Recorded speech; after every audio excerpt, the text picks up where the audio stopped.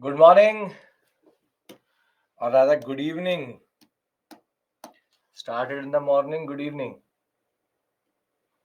Is there any weekly test for weekend batch? Yes, on Monday you get a weekly test.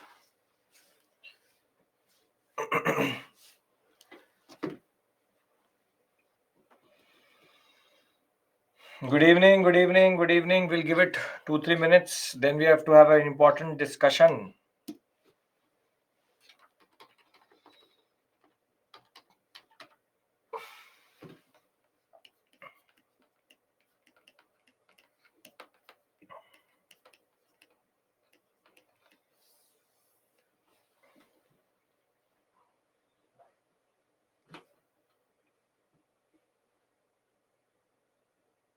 History optional questions of modern history is answerable. Gulam, I didn't get your question. More or less, you can answer. In history optional, modern history is the easiest because it intersects with GS quite a lot. The most difficult part is ancient and world history.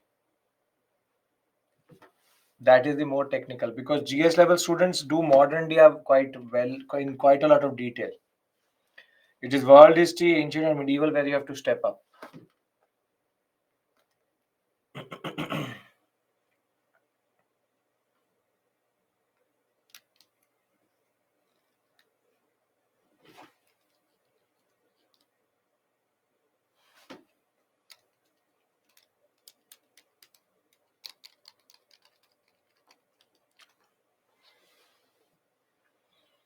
Good evening, good evening.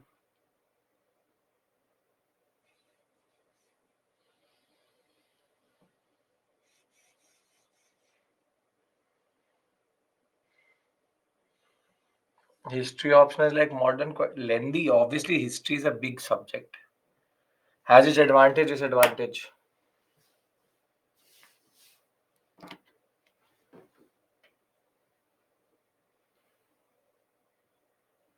Yeah, Kishan, once you go through art and culture, it should also be fine. I'll make sure. Yes, Adit.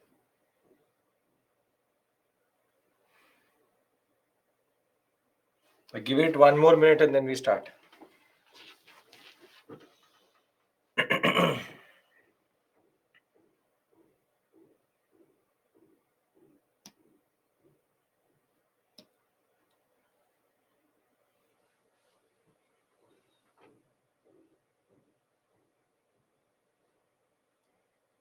I am interested in medieval, modern art and culture, but not same level in ancient. How to develop interest?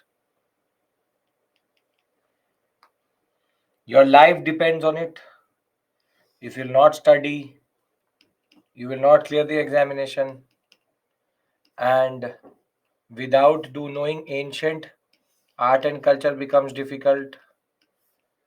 You started knowing that things you don't like, you have to study.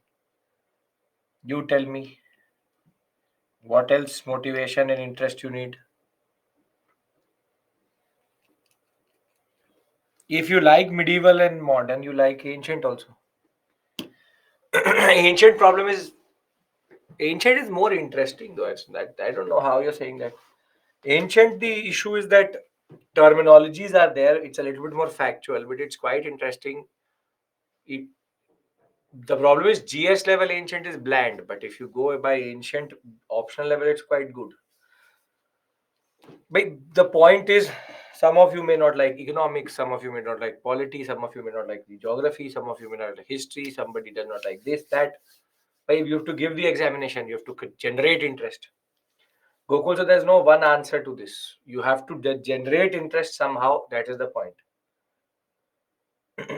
Gulam, soon, not right now, but soon. We will have something like that.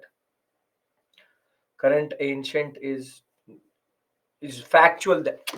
Ancient is not factual. You get caught up in the factual. It is a progression. It's an evolution. It's an evolution of things which is happening. It's factual if you look at it that way. Every subject is factual.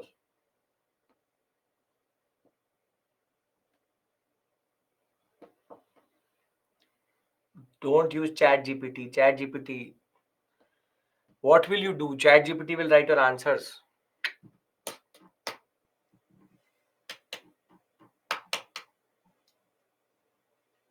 I am confused between sociology and history, optional. Totally your call. See, sociology will is shorter than history, optional, obviously, but this does not help you in GS in any way or form. That's the only difference, major. If you go by 15 minutes rule, you will actually not find it difficult. Okay. Let's talk about nature. There are three words which are used: mutiny, rebellion, and revolt. We tend to use them in consonance with each other or as synonyms, but they're different to each other. Now, mutiny is basically when the military rebels.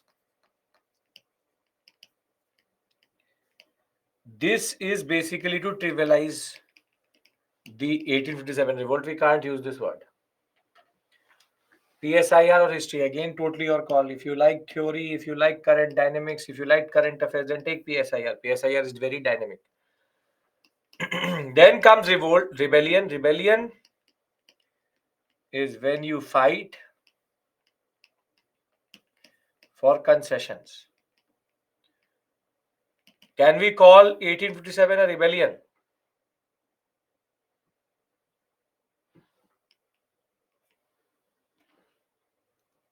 No. When you fight to overthrow, or rather not overthrow a power. So I think we have our candidate for the nature of it is we know it is a revolt because it is about overthrowing power. Now comes war of independence.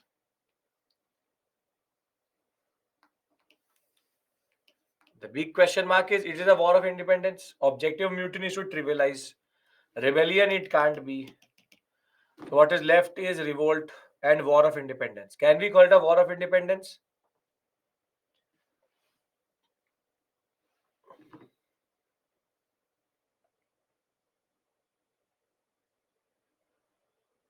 Nasser, Parshuram. Yes, maybe yes, yes, yes. Urvashi, yes, yes, yes, yes, yes, yes, yes, yes, yes, yes, yes, yes, yes.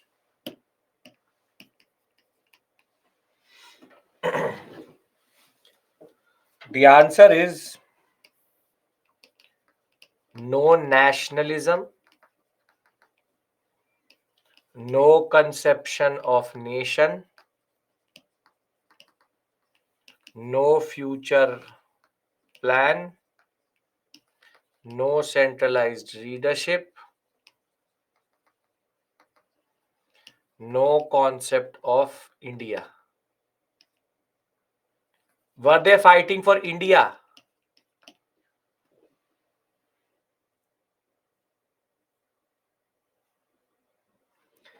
So, what we say is that the revolt of 1857 is more than a mutiny, but less than war of independence.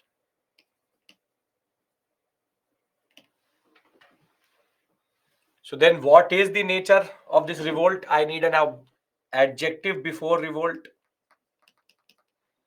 and that adjective is restorative revolt. Why restorative? It wanted to overthrow the existing power to restore the old regime, old leaders,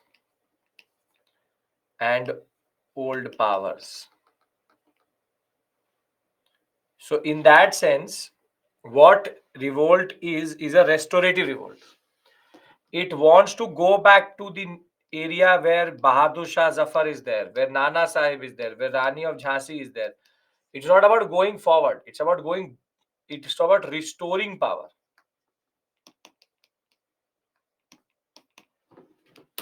So we have mutiny, rebellion, revolt, but these two don't suffice. It's revolt. Now it is restorative in nature, no concept of nation. Baja Zafar is a symbol of the old world. Rumors played an important role. They want to replace the colonial structure with an older regime. Century of oppression is the reason why we're doing it, but the restorative revolt of 1857 was less than War of Independence, because independence needs nationalism. There is no nationalism. So, are we clear about now? I have discussed with you cause, course, nature, weakness, and I've done this, I've done this, I've done this, I've done this. Anybody has any issue in these four aspects? Because there are two questions which I want to ask you, and then we have to discuss the consequence. Anybody, any issue here? Cause, course, nature, weakness.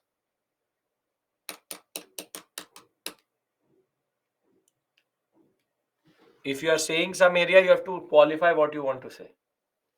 I am not repeating anything unless you tell me what is the issue.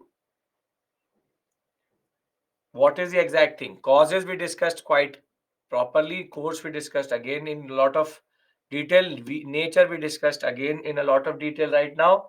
And we've been developing this for quite a long time. And weakness is there also. Weakness, we've discussed breakwaters. People did not take no future. We've discussed these points before we went for the break. So, are we clear about these things? Because then I want to discuss the consequence. What is the consequence? Okay.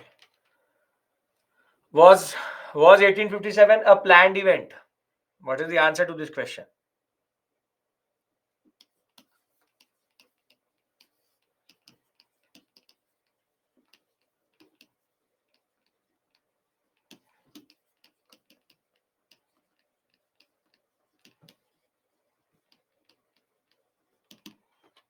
Rather, Hindu-Muslim unity was a very important feature, because the leaders, be it Hindu or Muslim, everybody stood with each other. And that is one feature which will be very rare later. But 1857 had both Hindu-Muslim leaders fighting with each other, fighting for with other community against the British. So Hindu-Muslim unity is a feature rather. Now we have to discuss consequence. Consequence. Are we all clear about the things I've discussed till this point? I want everybody's assertion cannot be sitting there thinking, will not be repeated. If there is something, tell me. If it is a rational question, I will answer it.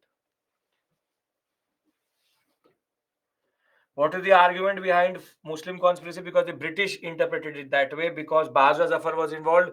So their understanding was that Baza Zafar had conspired. That is the British Manghadant, their own understanding of it in that sense. We've already discussed that, Kishan, yesterday when we were discussing the Sir Syed Ahmad Khan. Okay. Should you draw map and mark all revolt places? Nobody has the time to do that in the examination. As it is, it will not fetch you any specific marks. Okay. Now, when we talk about consequences, there are three basic consequences. Government of India Act 1858, Victoria's Proclamation, and last but not the least, White Mutiny. And let's talk about each one of them. Very simply, what comes first is why court was overtaken in. Write the whole question. What will it take you to write the whole question? Why court was overtaken in BSZ Bahadur Shah Zafar? What court? Which court? What are you saying? Qualify your statement now. See, the British East India Company had been controlling India, and the 1857 was a rude shock to the British. Europeans were dead.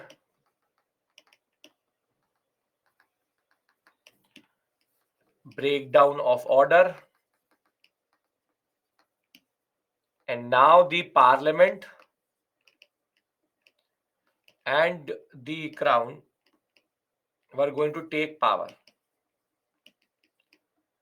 And therein comes what we today call as the Government of India Act, or the Act for Good Government in India, Government of India Act 1858. Now, as of 1857, if your memory suffices, COD, Board of Control, Governor General of India, Legislative Council, Executive Council, Governor of Bombay, Governor of Madras, Governor of Bengal. Is this the structure which exists? This one in England and this one in India? Yes or no? As per the Charter Act of 1853, this is the structure which exists. Board of Control, Court of Directors, Governor General of India, and governors. Now, who pays the salary of the Governor General of India, Board of the Legislative Council, Executive Council?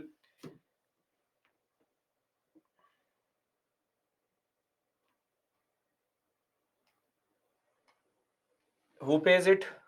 It is paid by the East India Company via Indian revenue. Now,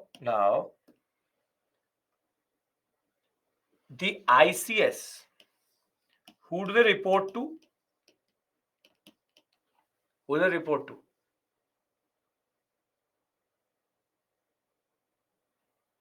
They report to the Governor General in a way, but in a way they also report to the Board of Control. They report to Governor General of India in India, but also they're reporting to the Board of Control. Yes or no? Everybody's salary is paid by the East India Company via the Indian revenue, and the ICS is a service which is within the East India Company.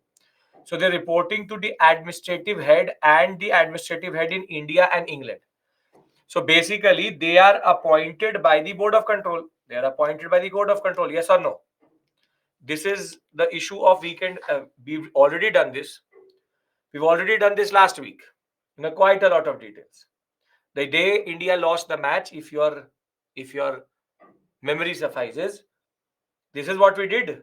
The Charter Act of 1853. The memories will come back of pain, but also remember what you did in class, which is that the Governor General of India is the one who is here and the Board of Control is here. Board of Control appoints the ICS and they report to both. Exactly last thing which we did on last Sunday. Now, the Government of India Act 1858, what it does is, you see,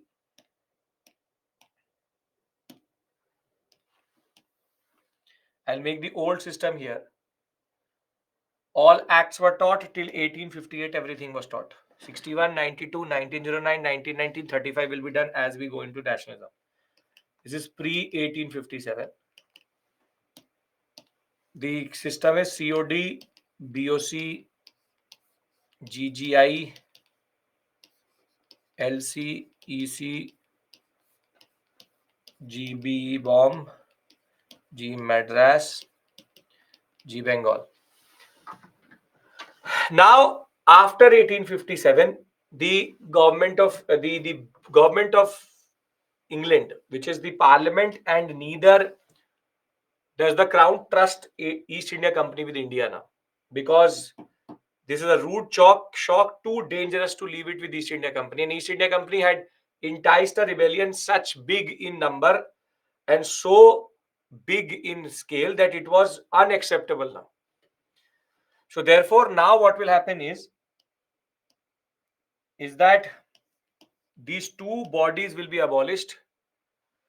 East India Company control will be abolished. And what will happen is that the Indian territories will now be under what is called the India House, sometimes also called India Council, which will be under a person called Secretary of State with 15 members. The Secretary of State is going to report to the British Prime Minister, so in a way to the Parliament, and because the ultimate power rests with the Crown, they represents the Crown in that regard. So they have taken away East India Company control, removed. Now the East India Company, only one private company. It does not have any control over India possessions. What's more significantly, now the Governor General will also be called Viceroy of India. So basically, the Governor General tag is not removed. Remember this point very clearly, that the Governor General tag is not removed. It remains with it. He is called Governor General and Viceroy of India. And before you start to ask me, are these two people? This is only one person. Just a new title has been added so as to represent the fact that he represents the crown in India. That is why he's called Governor General and Viceroy of India. After that, everything else remains the same.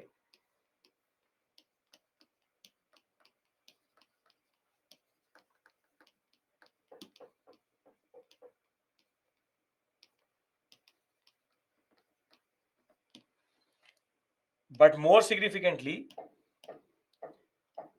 ICS is now reporting to the Governor General and Viceroy, to the Governor of the state, and now the Crown appoints the ICS officers. And that is why till today, when you will become an IS officer, the appointment letter will say that the President of India has the pleasure of appointing you into the Indian Administrative Service. It is the ultimate de facto power, or all executive power is with the President. That is why you are an executive of the President. Same way, the ICS is now acting in the name of the Crown, and the Viceroy title has been added. So to very simplify this to the basic point, you have Secretary of State plus 15 members. They are called India House or India Council. Under him, there is the Governor General of India and Viceroy. Under them, the same governors remain, and the same Legislative Council and Executive Council remains.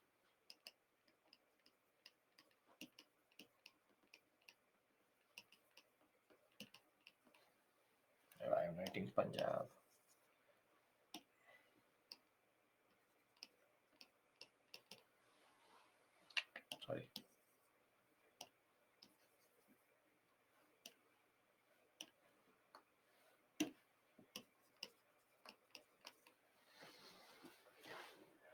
Does this make sense?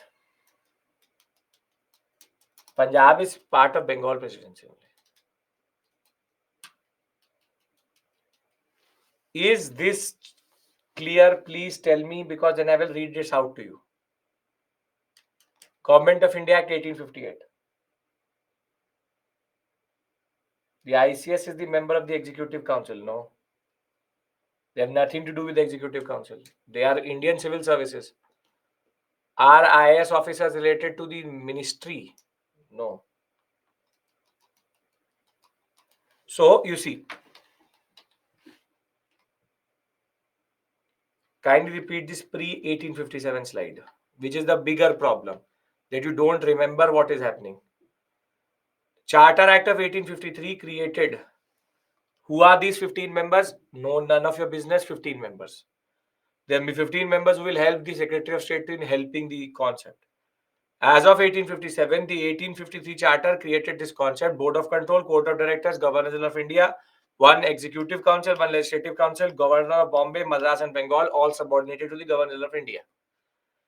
Now, this is something which I presume you would know, because this has been done multiple times last week.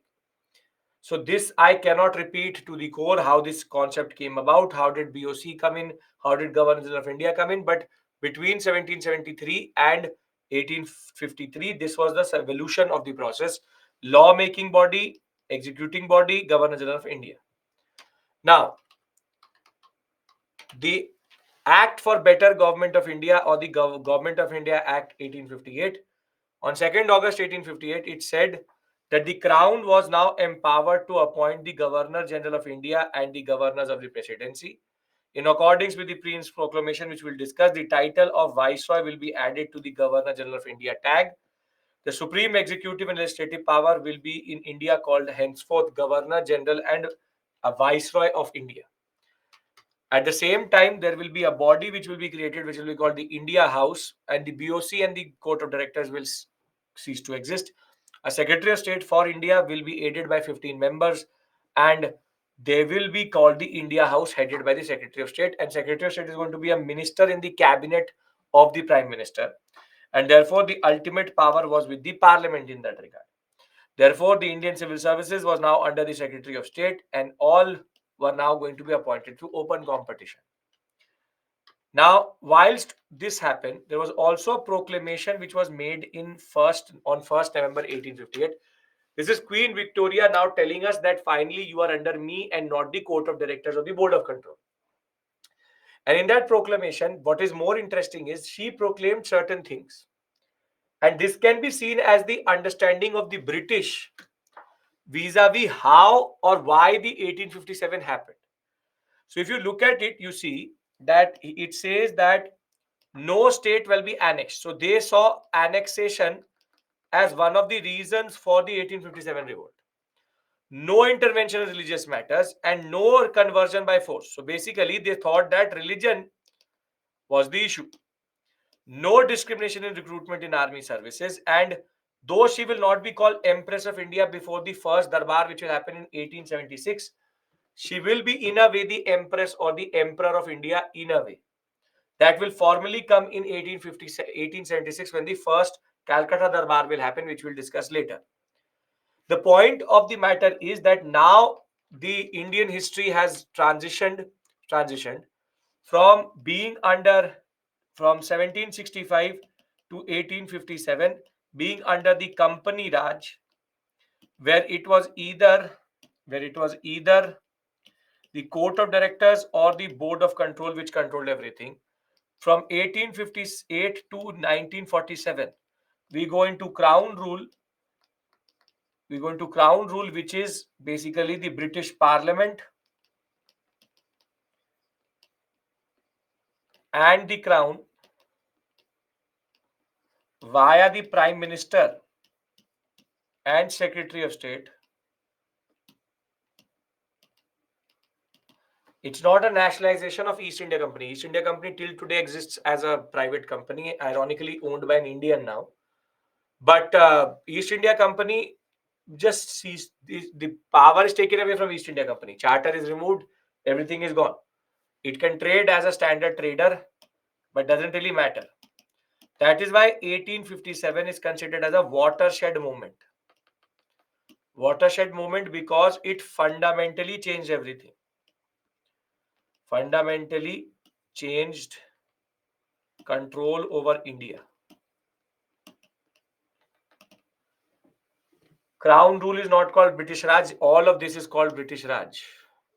All of this is called British Raj. British Raj is divided into two Raj: Company Raj and Crown Raj.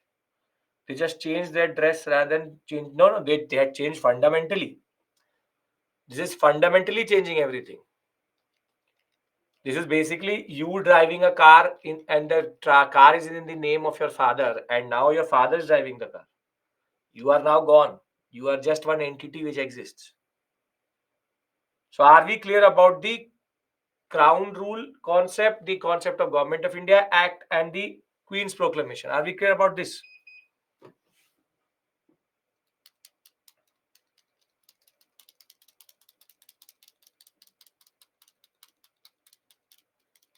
What East India Company did after 1857, I don't care, but traded.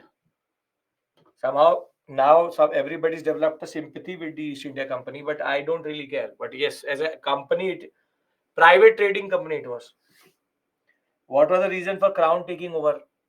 1857 revolt. 15 to 20,000 Europeans are dead. Yes, Sanjeev Mehta controls East India Company today. The 1857 was a shock to the British. Now they could not leave it to a private company to rule. Is that company still exists? Yes.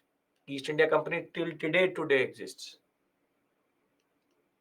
Company Raj reports to whom? Now we are going backwards. This is called Gajni effect. Company Raj reports to the Court of Directors initially, then Board of Control later. I don't see it as a reason for Crown taking over. So Tata goes and gets a charter from Indian government to rule Kenya, and they lead to 15 to 20,000 Indians dead because of their policies. So the government of India should not take control and let the Tatas rule Kenya. Do you listen to what you're saying?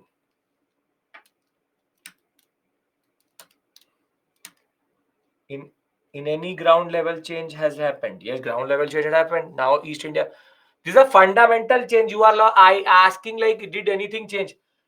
This is a fundamental change. The East India Company is gone and the company does not control India. Crown does.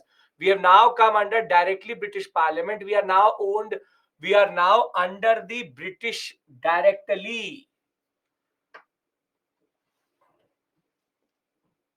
You are like asking me like that. Does something change for the woman after marriage? Obviously, fundamentally changes everything. She's gone from one family to the other family. Nothing changes.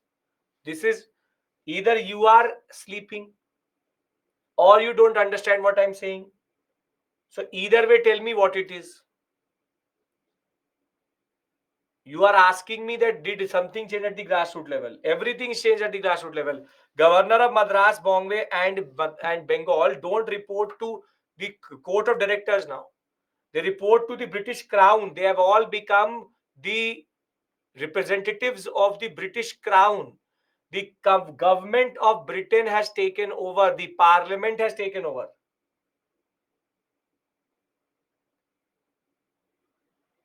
Is there any change in Indian society and people's life? No, we went from one oppressor to the other. But the oppressor's name changed now. Viceroy was also introduced from here onwards. Viceroy is a title which was added to Governor General. Lord Canning was the last Governor General of India and first Governor General and Viceroy of India. They have now become from private employees to public employees or government employees. Can we talk about white mutiny and the military changes? Did the level of operation change? Operation change. You tell me what is the answer to that question.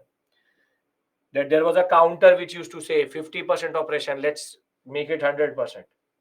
Why we are still running East India Company? I am not running East India Company, and in British individual has taken over, ironically an Indian. Are bhai, East India Company can exist as an entity, right? It can exist as a private entity. It has exist in that ways.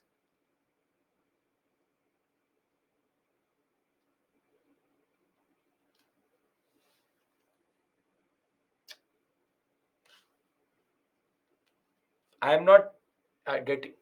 एक तो east India company sympathy क्यों आ रहा है इतना? Why are you emotionally? Board of directors, court of, how will they feed their families? I don't care. East India company is gone. You are like, what happened to East India Company? Were they able to feed their family? Let them die, rot, burn in hell. I don't care. Who are they to me? Sympathy with the East India Company. Why does it exist still? I don't care. If East India Company was put into a nuclear reactor and burnt alive, I would not have cared. For me, now what matters is that the parliament controls India. Are we clear about that? Your issues are different. Issue should be UPSC oriented. By court of directors now have to go and answer to the directors. They don't exist. Doesn't matter. What happened to Clive's family? What? How does it matter to me? And it should not matter to you also. Can we discuss military changes and white mutiny? Abhi tak they were the biggest problem for all of us, and now you're like, East India Company. What will they do? What happened to them?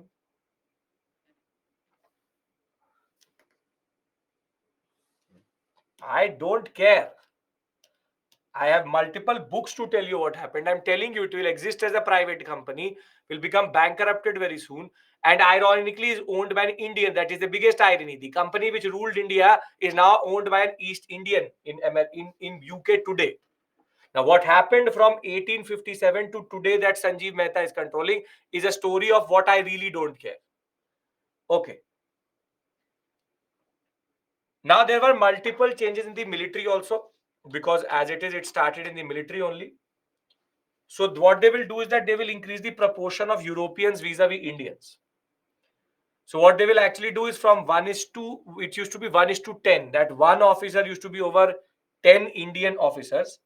Now it will touch 1 is to 2 and 2 is to 5, which is one officer over 2 Indians in Bengal, 2 officers over 5 Indians in Madras and Bombay, which is quite low ratio in that regard, because this means that they are now not trusting Indians in the army itself. They will not give any strategic positions, sensitive positions to Indians. All will go to European officers. And caste-based battalions will be developed, which was like they will go back to their own model. Don't try to play with the army too much. And the soldiers will not be able to read or will not be allowed to read newspapers, journals, or publications. So then nationalism does not creep in that regard. Now, one very interesting impact was something which nobody expected, which is called the white mutiny. If there's a question which discusses, or rather I showed you this question. I hope that now you are able to understand why they're asking this question.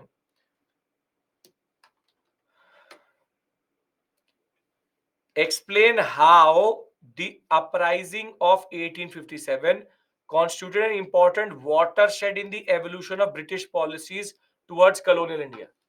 Are you now in a position to write what it means? You have to talk about Victoria's proclamation, Queen's proclamation, and you have to write about Government of India Act 1858. Right?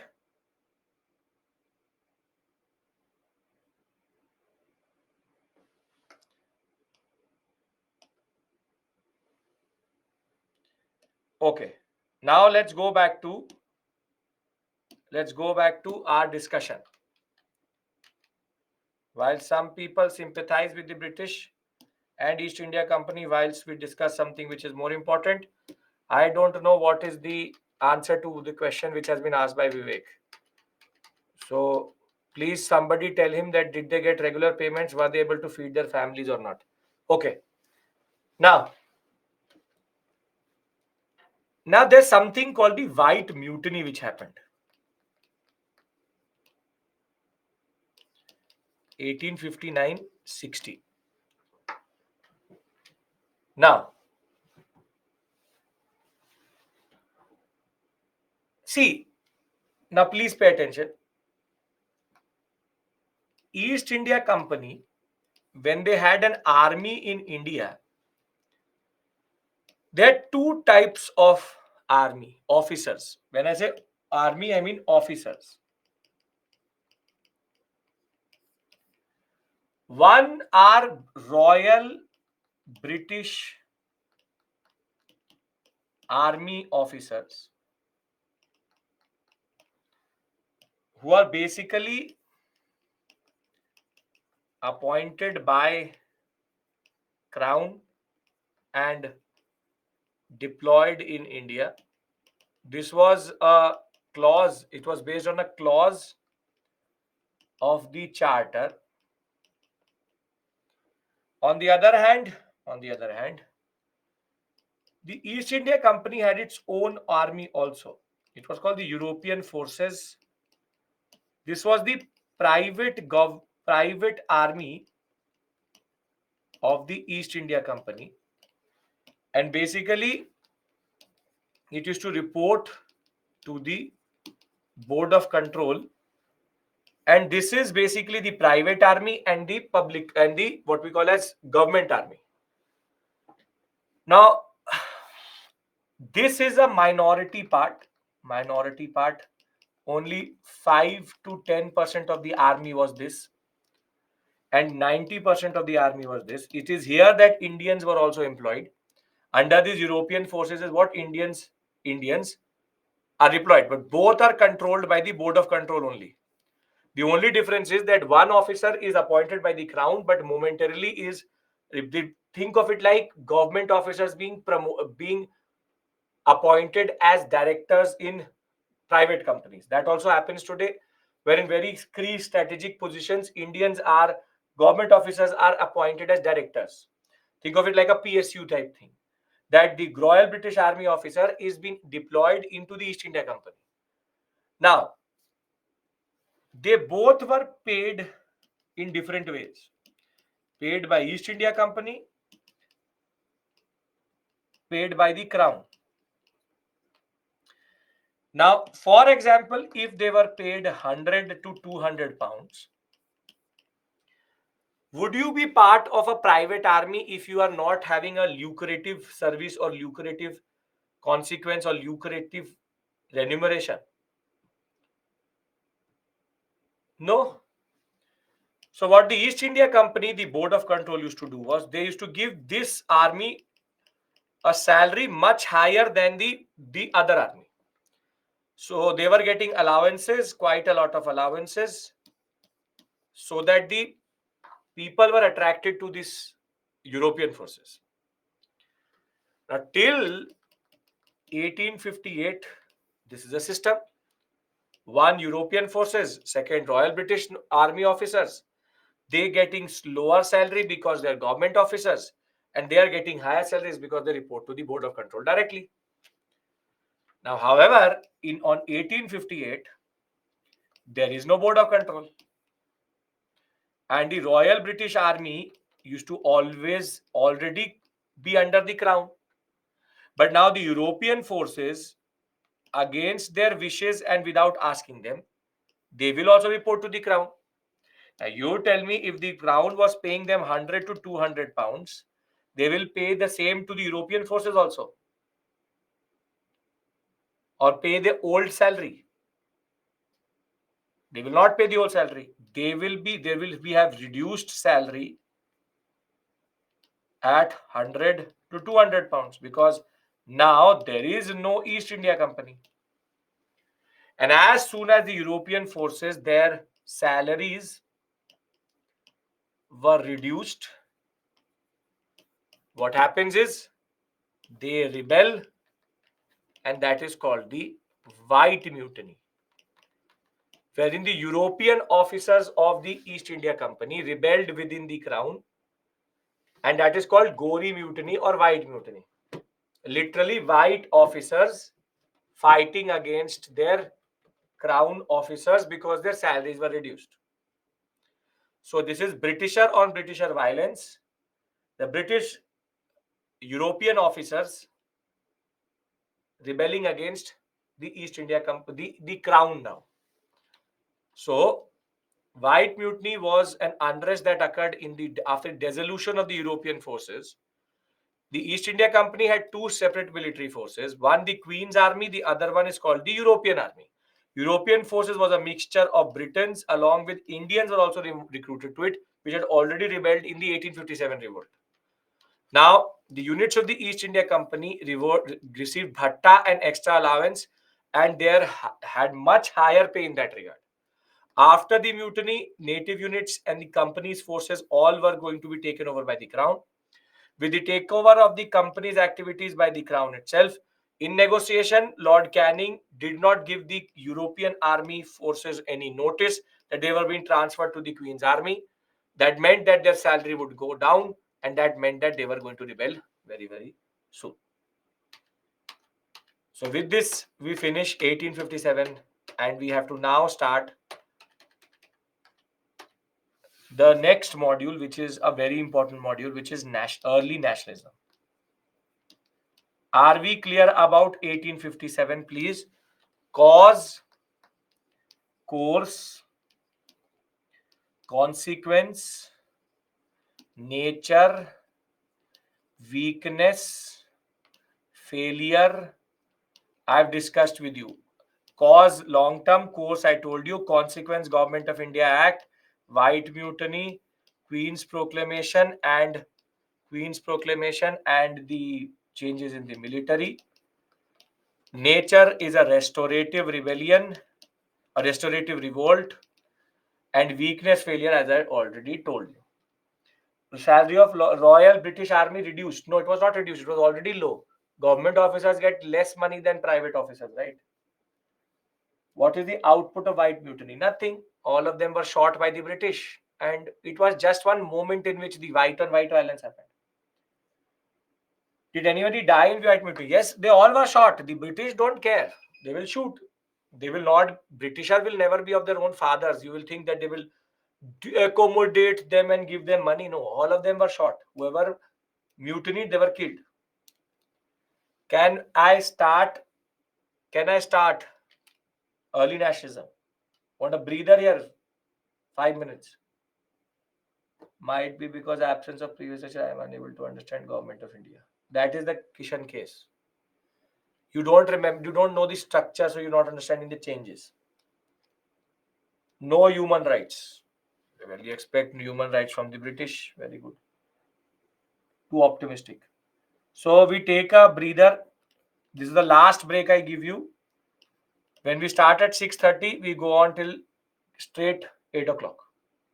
Whole revolt is clear and other things. Perfect, Samita. Perfect.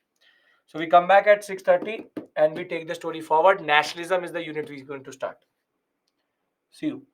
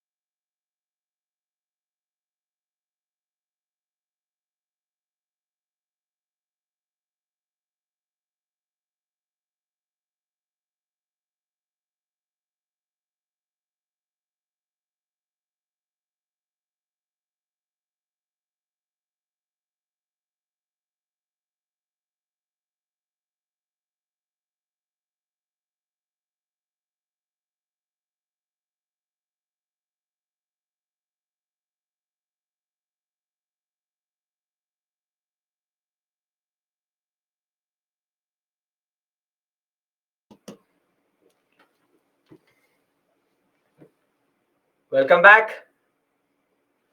Okay.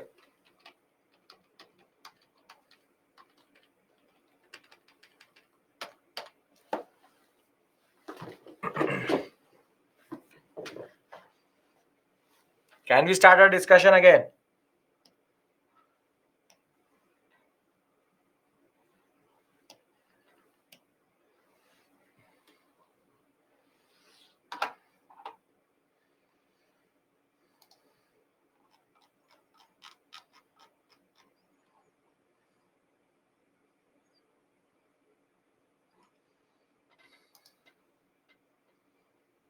Okay. See, in a way, this is the halfway point. If you have any issue, you please tell me, because then I am now starting nationalism as a unit. I want your clear assertion that till this point everything has made sense to you. From advent to expansion to consolidation to economic policy, social reform movement, tribal peasant 1857, education, institutions, constitutional development, and the Euro Mughal decline. We have done a lot of small things. We have basically covered the first 10 units now. There are 11 more units in this story that we have to cover. Not 11, 12 more units. 22 is here. 12 more units. Everything is clear. Perfect. Okay. Now what we start is early nationalism. But the first question which should come to your mind is, what is nationalism? What is nationalism? What is nationalism?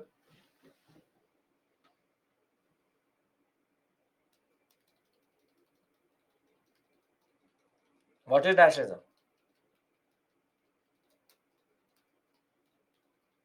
Love towards nation, togetherness, sense of fraternity, feeling of belonging to a nation,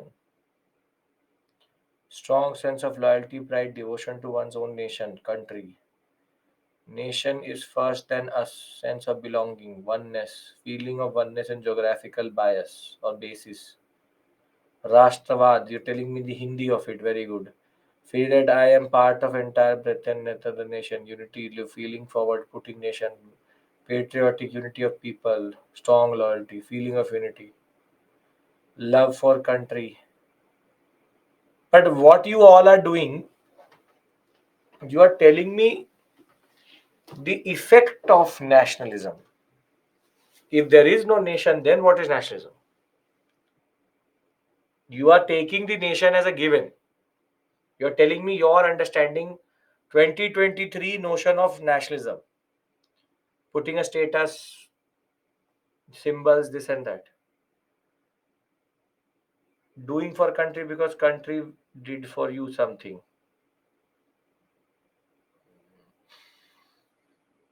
Having basic rights.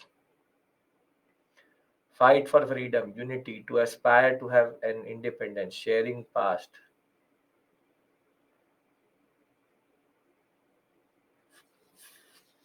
Whatever unites people. Nation first. We govern us. Us to have a nation.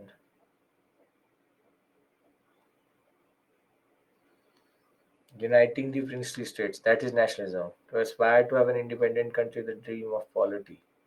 Self-rule. A nation is common bond that people together. Okay, what is happening is you are giving me polity definitions. You are giving me political science definitions, which take the nation as given, which take the nation as a given thing. I am discussing nationalism as the process of nation building. You are telling me how our nation sustained. These are two different things. These are two different things. Your patriotism is how the concept of the nation exists or sustains, but you are not telling me how nationalism builds nations. So let me tell you what is nationalism. Working definition. There are a lot of theories about nationalism, Benedict Anderson, this and that. But I'll give you a very simple but very effective definition of nationalism. People belonging same language. Yeah. Okay. See.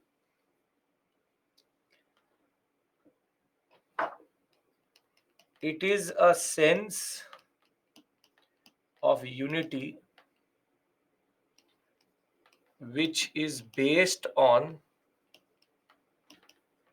the notion or based on the concept of a shared past and a shared future. Second, the this unity is expressed in shared symbols and ideas and collective action for a shared goal and idea.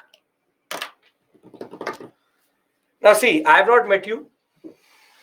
I will not meet 99% of the population of India. Most probably you won't also. Maximum 1%, 2%, if even if you meet is a very big thing. You will not meet 99% of Indians. You will most probably not meet even 99.9% of the Indians or know them by name or know them generally. But what makes you and me an Indian is not the fact that we have met or not. It's the fact that what unites us is a shared past. You may like it, you do not like me. But what we have is that from Ashoka to Ajatsatru to Bimbisara to Bindusara to Chandragupta Maurya to Menander to Kushanas to Shakas to Akbar to Jahangir to Iltutmish to Bahadur Zafar, whatever it may be, we all have a shared past. We all have a shared past, which is that we all are connected to the same stories. We are all connected to the same scriptures, Vedas, Upanishads, Puranic Hinduism, Puranas. We may have different religions, but that religion is also part of the shared past which we have. We may have a different experience of the Indian subcontinent, but that is the regionality of your experience. But as much as you may be different, but we are same also at the same point of time because we have the same history in that sense. And that makes us what we are, whatever your identity may be. But what is more important is that shared history is something which everybody can connect. But when the Indians start to realize, when the people of the subcontinent started to realize that their future is also connected, it is then that nationalism starts to rise and unity really becomes unity. When Mysore and Maratha were fighting, when Mysore and Travancore were fighting, when Maratha and Nizam were fighting, they did not realize that maybe they don't have the shared future, but their shared past, but they're the same future. But they thought that their futures are different. That if I will have a different future, and if they win, they will have a separate future, which was not true. This realization will come. It will come sooner or later. That future is also connected. If India becomes a 5 trillion economy, you and me also benefit from that. If India becomes a superpower, we basically become a superpower as Indians. If India had lifted the World Cup, we as Indians would have felt proud because we are part of that nation whose future had this in that sense. So, having a past is given, but having a future conception is more important. So, if that future was of exploitation, was of British rule, it was for everybody the same. So, that sense of realization that the future is also important as much as the past creates nationalism.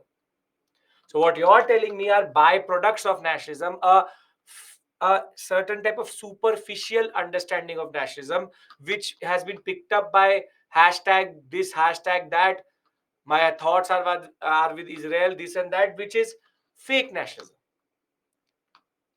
You are just trying to say that you are part of the nation. You don't know what it meant to create this nation. I don't know it. I take my freedom for granted. You take your freedom for granted. Every Indian today takes freedom for granted. Now, patriotism is a smaller term. When it is regional, it is called patriotic. Patriotism becomes nationalism.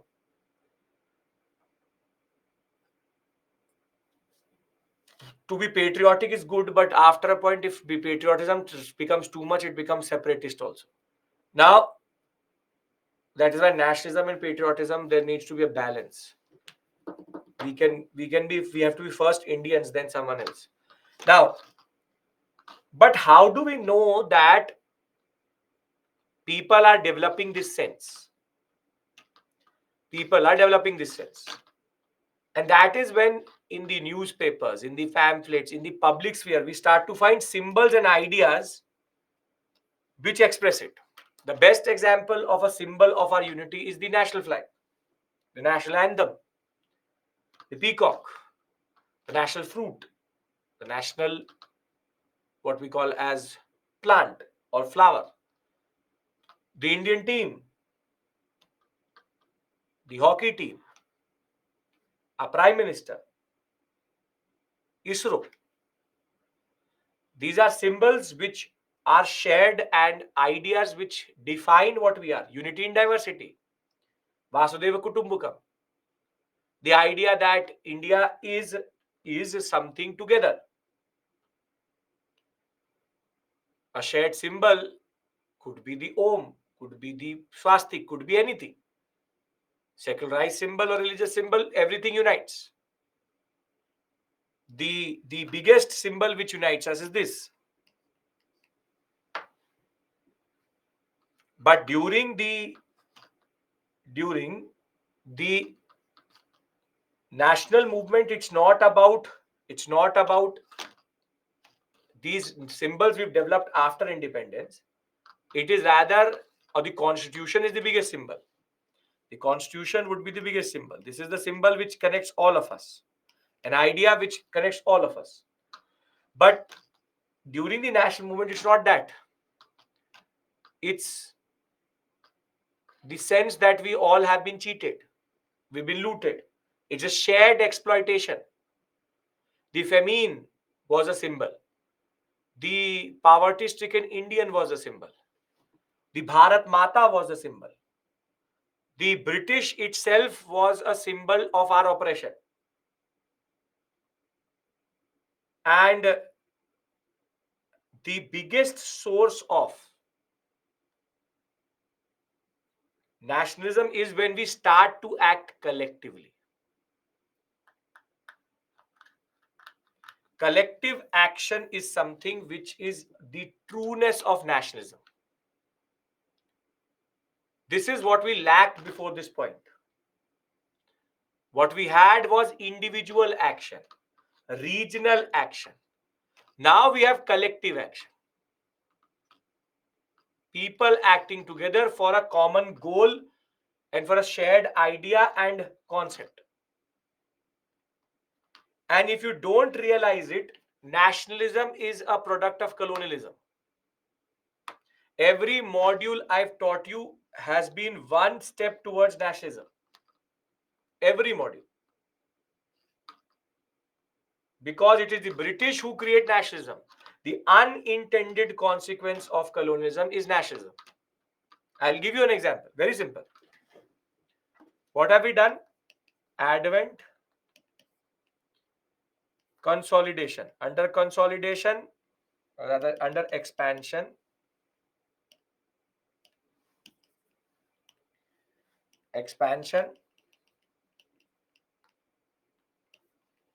consolidation,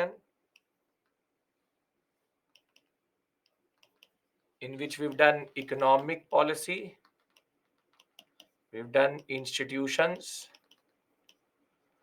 we've done the railways, etc. We've done education policy. We've done socio-religious reform. We've done resistance to Raj, and we've done 1857. Each of them actually give us one ingredient of nationalism. Advent and expansion give us shared experience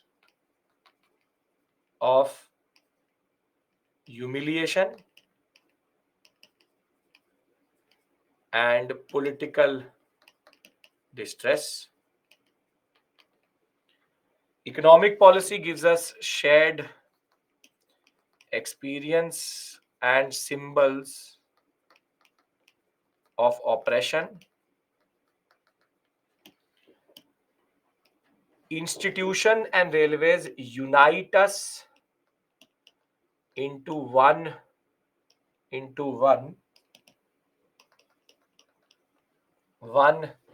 unit.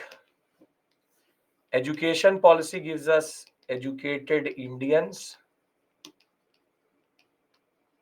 who will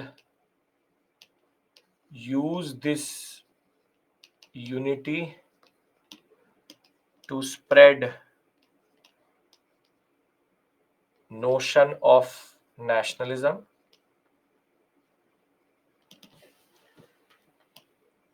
You have also, through the railways, shared future and past ideas flowing. Consolidation, we also did Orientalists. Show us our shared past because they tell us about IBC, Vedic, Mughals, socio-religious reform, and all of them are moments of collective action. Moments of collective action.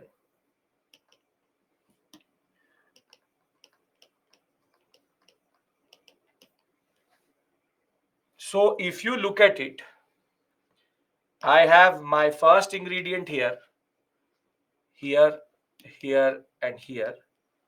I have my second ingredient here, here, and third ingredient here. So in a way, what I have been doing in the past 10 classes is teaching you how nationalism will rise. So as to argue to you one thing. Nationalism is not something which falls down with rain. Nationalism is a consequence of colonialism. So the seeds of nationalism exist in colonialism. So what you are telling me are modern nationalism. What I am telling you is how nationalism can build nations.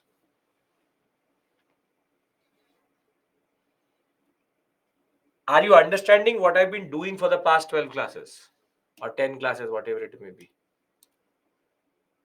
There's a certain way in which we are progressing. Britain is also kingdom, younger civilization compared to us, but they developed nationalism prior to us, ruled India. Because Gokul, the problem was that don't compare England and India physically, geographically, and don't compare us with their culture. They have very homogeneous culture. We are a much bigger civilization, always open from different sides. Nobody cared about the English. If the English had 1 ounce of gold, they could have also got conquered. They are barren lands who have nothing as such. So understand this point. The British created nationalism as a consequence of how they created colonialism. There's no idea of independent of British products in nationalism. No, collective action will take different forms. You are going to the nitty-gritty of it. I'm discussing the larger concept. Every module is telling you why would nationalism rise. Because nationalism does not come from outside, it comes from within. Modern nationalism is about loving your nation. This is about creating your nation. So, there's a fundamental difference between these two. So, this is the birth of nationalism. If this is clear, I would like to add to it the factors which you have to write in the examination. And we can then talk about pre-INC associations. First and second point weren't in 1857 revolt, yes. The problem in the 1857 revolt was there's no unity, there's no shared symbol, there's no sense of unity as it is. There may be a collective action, but that too collective action is on a regional basis. Now, the question would be, what are the factors that allowed nationalism to rise? In a way, I've told you that is basically this. Each and every unit having one factor in it, but I am going to formalize it also so that you have to write it in the examination. Now, the first factor is understanding contradiction in Indian and colonial interests. This is a sense of understanding which became more and more evident as colonialism became old. Basically, nobody can figure that out at 1765. But by 1820, 1830, you can figure it out. Because Indian and colonial interests don't go together, there will be signs of contradiction which will rise. Signs of contradictions which will rise. And those signs can only come when you have political, administrative, and economic unification. In the sense that when the British create British India via conquer or annexation, and when they create the ICS, when they create the railways, when they create the judiciary, when they create institutions, they create a shared experience.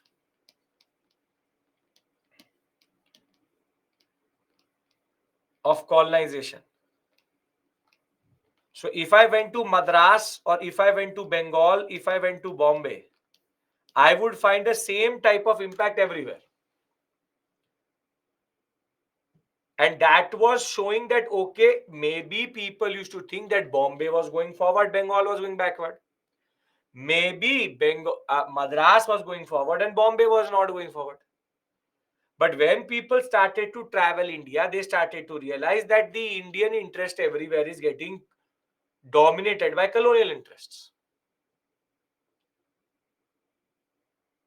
So the point was that with more and more information flowing, with more and more people traveling around India, colonialism was doing it as an intention to exploit us. But we were also realizing something, that okay, this is a problem. Okay, this is a problem. And therefore, these two concepts will only develop when colonialism will develop properly. That is why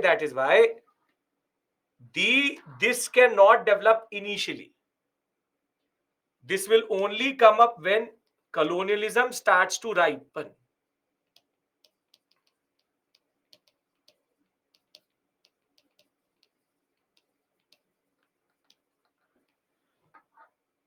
And the people who will realize it will be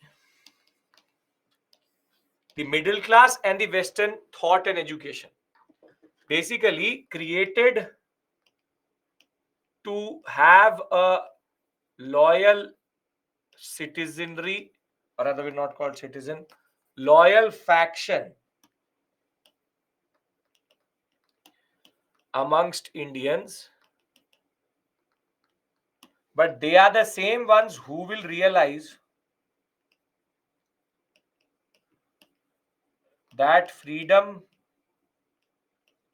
and liberty is missing. Further, they will become the nationalists. They will first become the reformers and then the nationalists. Social reform movement gives us a chance to unite over certain issues. That finally Indians were agreeing that Sati is bad, okay, widow remarriage, okay, this and that. This progressive character and the social reform movement is important because now we unite over the reform agenda. And the role of press and literature is important because it spreads these united notions and symbols.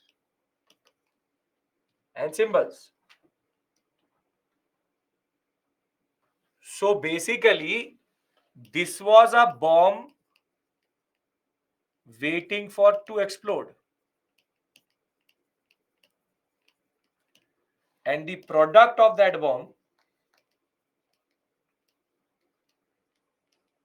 is this middle class intelligence.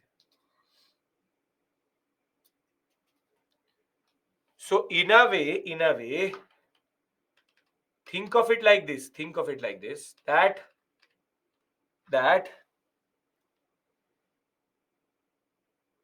you have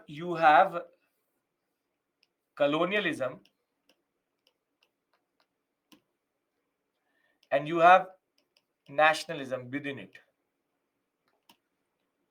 Till colonialism is small, this will be too small to impact anything.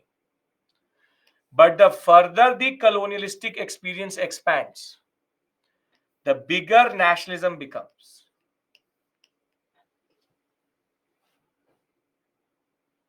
Because the more exploitative, systematic, more expansionary,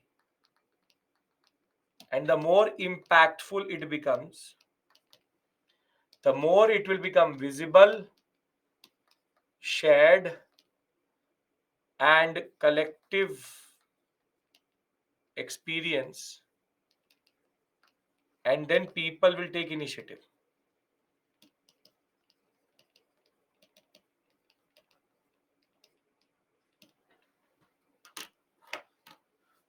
So this is why nationalism cannot develop in the beginning.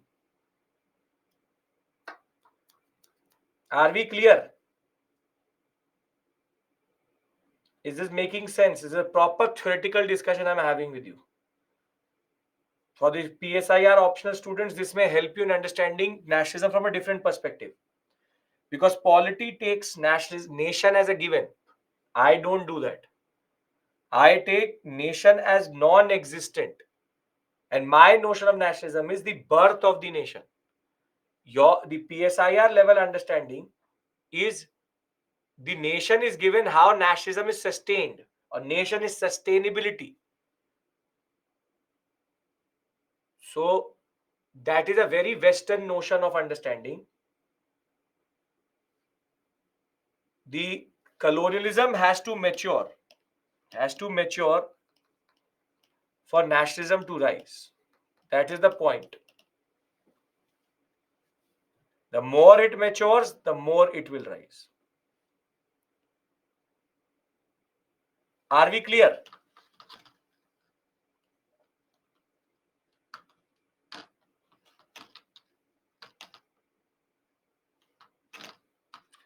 So we gradually walk towards the three pillars of nationalism, and then we built our nation. Yes.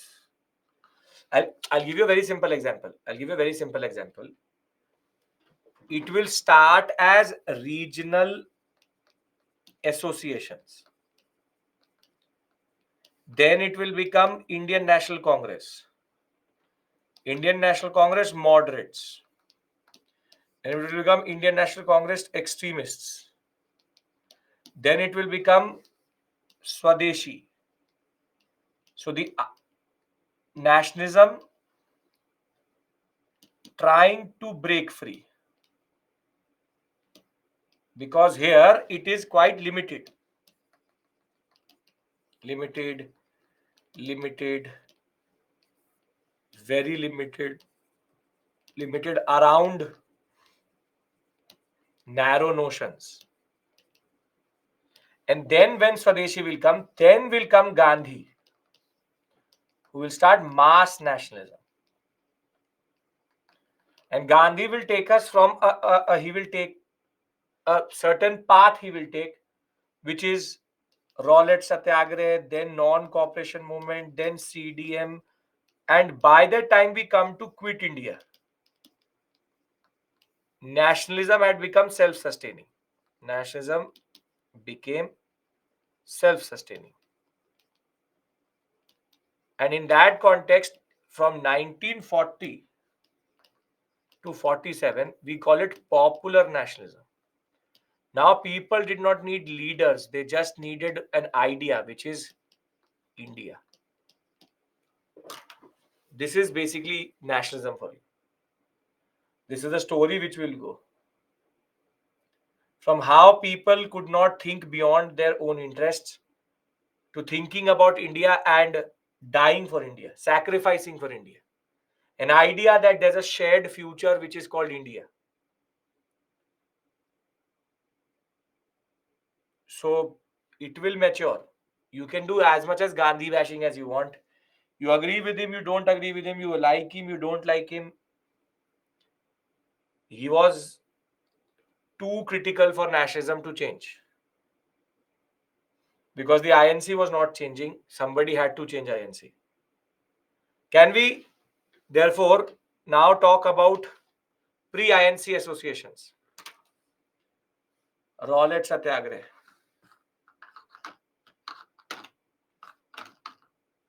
Can we transition?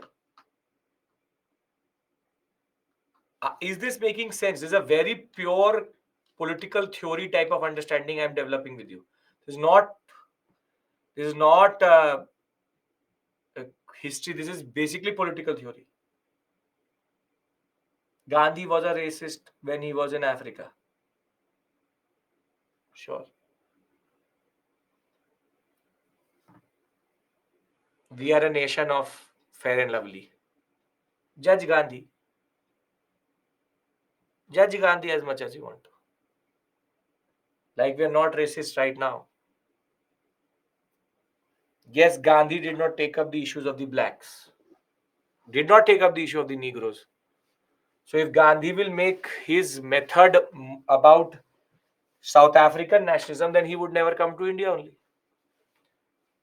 So you want him to bring India independence also, give South Africa also independence, end slavery also, everything. So call him a racist. You call him a racist, but that will not demean what he's done. Sure, Gandhi is a racist, he's an anti-feminist, you can say anything. Because abhi to it's easy, na very. It's very, very easy. It's very, very easy. Because you don't have to fight your oppressor to get up in the morning and say Gandhi was an idiot. Or Gandhi was a racist. Or Gandhi was this, Gandhi was that. Very easy to say the constitution is outdated, it needs to change. The fact that nobody's tackling you down and beating you up for that line is the fact that the constitution is working. Go to China and say that. This is called the comforts of constitutionality. Very easy to say these things. Very, very easy. Why would Gandhi nationalize other countries when his own country was still suffering? That is also not a consciousness which Gandhi has. Gandhi has no set plan.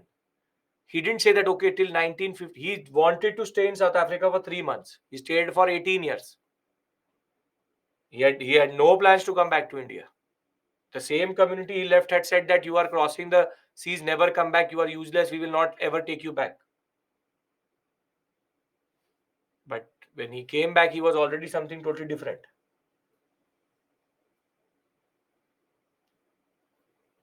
What is my opinion about Gandhi?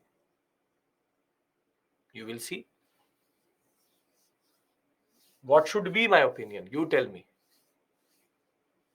What should be my opinion? See, I am a historian. My job is never to judge anybody. If a historian starts to judge, then history cannot be written. That is the basic point. I am a storyteller. If I start to tell you stories in a biased form, then what's the point of that story? I will tell you about Bhagat Singh, I'll tell you about Gandhi, I'll tell you about Subhash Chandra Bose. But if I start to take sides, then the problem will be that you are getting a certain sense of history. That is not my task. There are people who will not do that. That is the true test of a historian. Can you remain unbiased? Or it's not even about that. Can you remain true to the art? That's it. You want me to say bad things about Gandhi? I'll tell you that also. You want me to say good things about him? I will tell you that also. But I will just say this every time. Kunal, sure you can say that also. See, there's a beauty, there's a word called hindsight. There's a word called hindsight. Hindsight. Next week we'll discuss Mahatma Gandhi, don't worry. And that is what you would see. I'm calling him Gandhi. I don't call Akbar the Great. I don't call Alexander the Great. I don't call Ashoka the Great. I don't call anybody anything. I call Bose, Nehru. And I call that because, see, it's called hindsight. Hindsight is you all can solve all issues which existed previously because you are very historically, it's called historical distance. It's called historical distance. Now that you're sitting in 2023, you can solve the Great Depression. अरे ये कर देना चाहिए था. Now that you're sitting in 2023, you could have said that Gandhi was pro this, pro that. Gandhi was this and that. Nehru should have done this and that. Bose should have done this and that. Gandhi versus Bose. One thing you should be very clear, this Gandhi versus Bose versus Patel versus Nehru versus Dash, they they never ever thought it in this way. Gandhi humiliated Bose at Tripuri and Haripuri session, but still when it came to Azad Hind Fauj and when he sat in front of the nation on the Azad Hind radio, he very simply said that only when the father of the nation Gandhi will say that I can come, I will come. So their egos are not like our egos. We have very fragile egos. We have not achieved anything in life. You have not done anything for this nation, but you have an entitlement that you have done something for the nation. That is the difference. They did everything for the nation, but they never, ever said anything about it. It's very easy to sit and do a lot of things. You can criticize this, you can criticize that. He would have done this. Nowadays, random podcasts will talk about a lot of things. You can talk about a lot of things. Bahut acha hai. It's good to have a conversation. But the fact that you're having that conversation is the truth that Gandhi succeeded and the constitution works. I would have had given this lecture to you very sooner or later next week itself. So why not have it here itself? Stop judging people. Stop. You are no one to judge anybody. No one. Literally no one. It would make you feel small, but that is the truth. I am no one to judge Gandhi because I have not done not even 0.0001% of what Gandhi achieved for this nation. He did wrong things, sure. Be in his position and do the same, then I will talk to you. So Very easy to say. Very easy to say. So if you will keep on judging people, then first judge yourself. Few days ago, person said, Kishan, you asked me this last week also. See, Abhi will let me tell you the story of nationalism. Let me tell you the story of Indian nationalism. Let me reach till the last module, and I will ask you to judge the people who you think or who or what they are.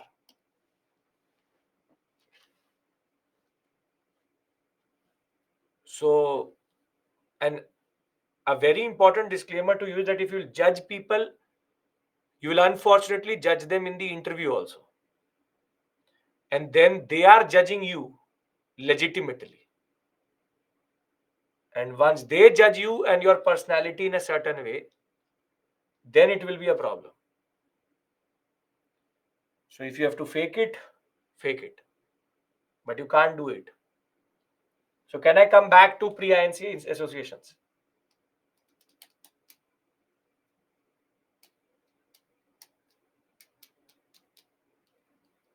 Okay. So we'll talk about Gandhi. I will give you. We'll have a conversation about Gandhi versus. We'll talk about Gandhi and Bhagat Singh. We'll discuss Gandhi and Bose also. We'll discuss Nehru Bose also. Gandhi Bose Nehru. We'll discuss. We'll discuss a lot about the strategies, critical moments. It's an ongoing debate. No, there is no debate. It's a so-called debate. It's easy to judge anybody after 100 years of something because you know what was happening. You know what will happen. They are doing it with unintended consequence. Remember in 1905 and in 1919, in 1920, in 1930 and in 1940, Indians died for an idea.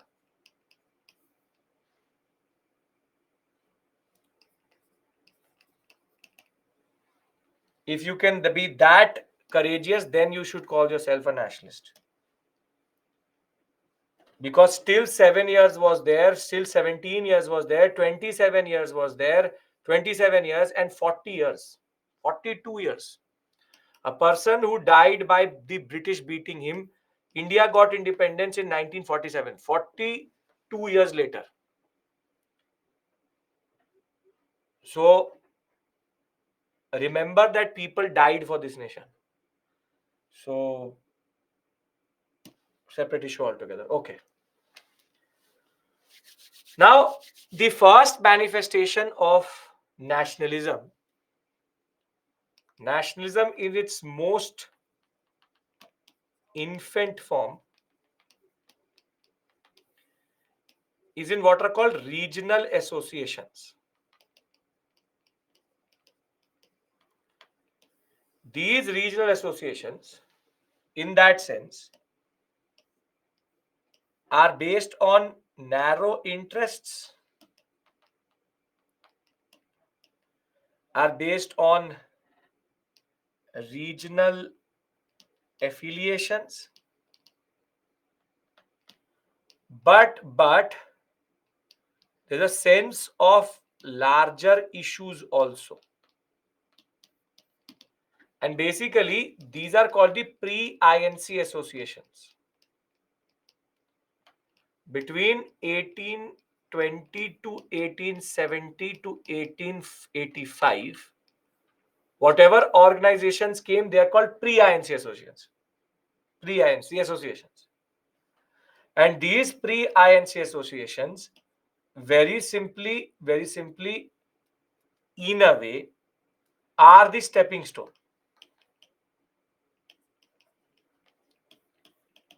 From infancy, they will go into one mature understanding, which is INC, and by that time we come to the INC Swadeshi, we will see one more phase and shift. So the first set of associations which we saw in India were regional: Bengal, Madras and Bombay. Here, a more factual question can come, wherein organization, chronological order, I will make a chronological order for you, don't worry, chronological order, and leader can be asked. So the first such association was in 1836. It's called the Banga Bhasha Prashashika Sabha. It was established by Raja Ram Mohan Roy's associates. Raja Ram Mohan Roy was dead in 1833 itself. But this was more about social reform and Bengali identity. The first, and I hope if you've done polity, if you've done governance, you would have understood, you would have heard this word, pressure group, interest groups. Have you heard about this? Pressure groups, interest groups? Have any about in international relations? Okay.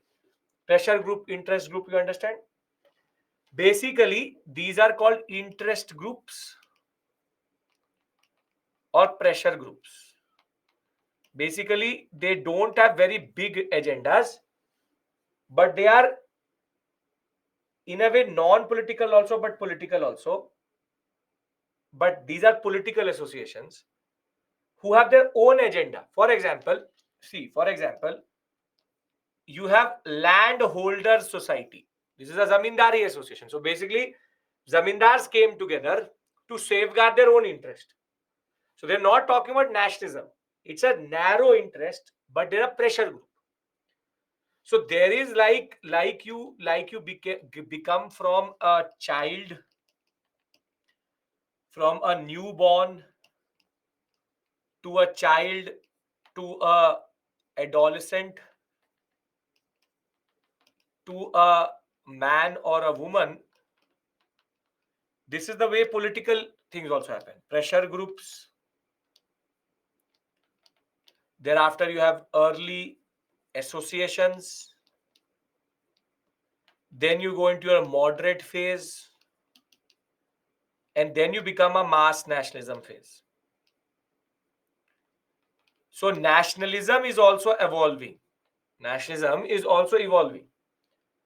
So you can see that these associations are, and you see the name itself, you see Bengal British India Society. 43, collective dissemination of information about actual. But you see, what is the peculiarity in this name? What is the peculiarity in this name? What is the peculiarity? The peculiarity is British. They still use the word British India. They cannot imagine India other than British. So the first set of associations which we saw will be what?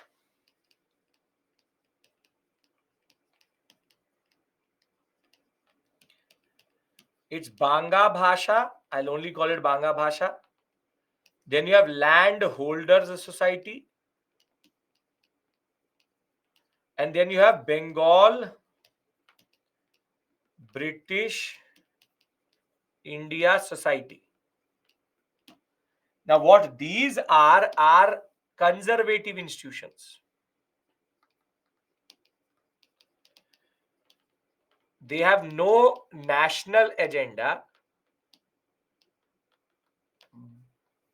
but narrow interests. And that is why what will happen is these two institutions will merge together.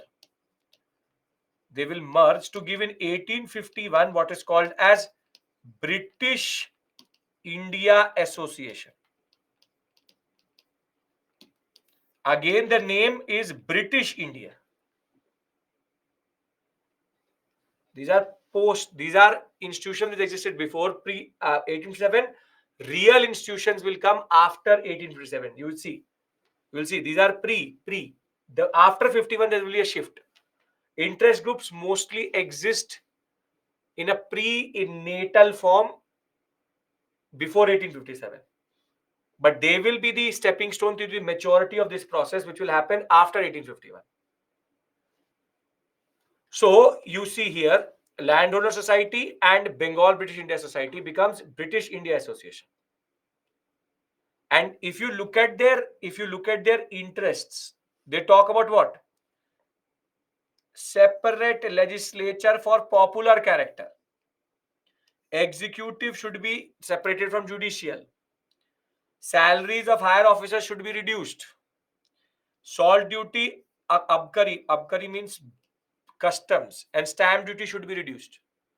And in 1853, the East India Company tried to quench these pressure groups in that regard. These associations had nothing to do with the revolt of 1857. They are existing as pressure groups separate.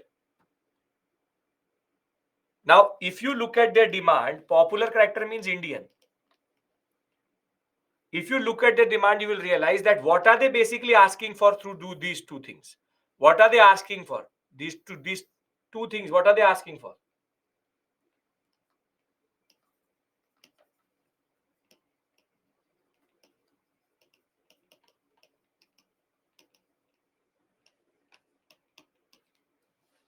They're looking for employment. They're looking for employment with the British. So these institutions are not called fully nationalistic institutions, but they are the base on which after 1857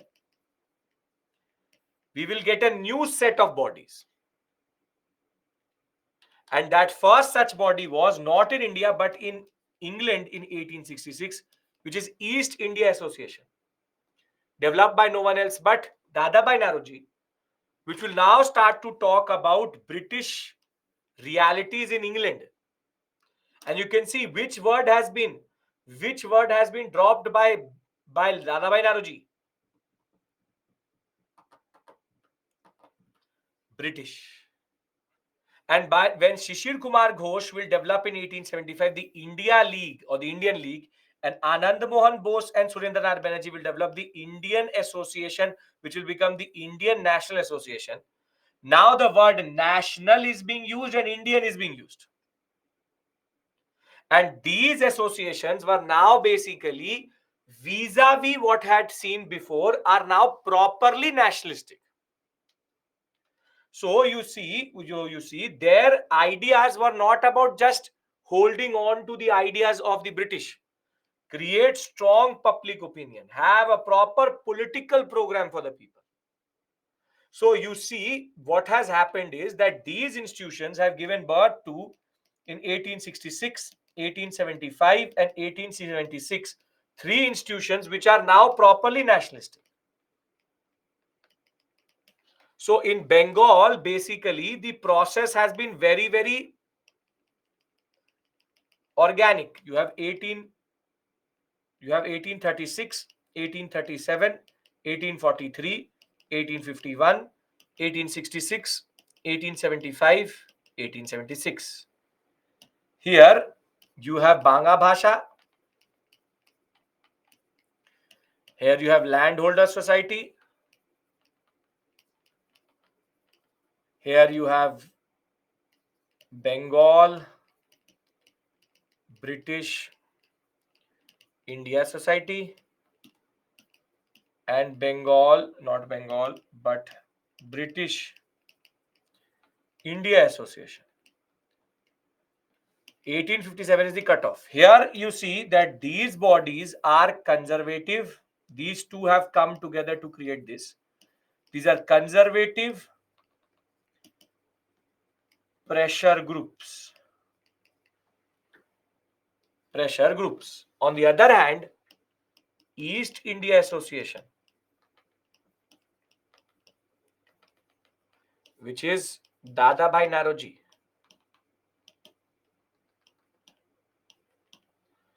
You have Indian League, and Indian National Association.